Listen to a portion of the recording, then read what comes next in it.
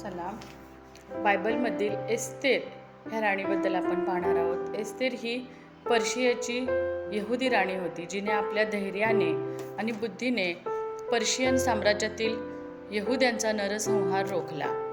एस्तेरचे पुस्तक हे देवाच्या अदृश्य हाताने कठीण परिस्थितीतही आपल्या लोकांचे संरक्षण कसे केले हे दर्शवते.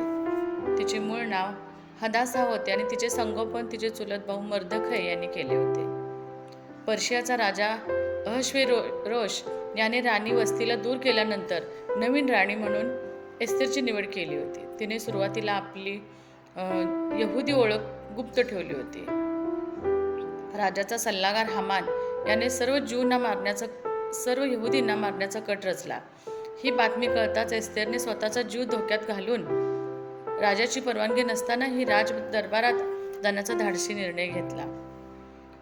उपवास आणि प्रार्थनेच्या द्वारे राजासमोर जाण्यापूर्वी एस्तेरने सर्व यहुदींना 3 दिवस उपवास आणि प्रार्थना करण्यास सांगितले आणि सर्व यहुद्यांचा तिने बचाव केला. एस्तेरने राजाला जेवणासाठी आमंत्रित करून हामानचा दुष्ट कट उघड केला.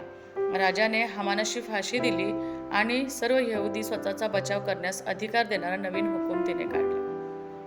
या विजयाची आठवण म्हणून यहुदी लोक पुरीम सण म्हणून साजरा करतात, जो एस्तेरने मिळवून दिलेल्या सुटकेचे प्रतीक आहे.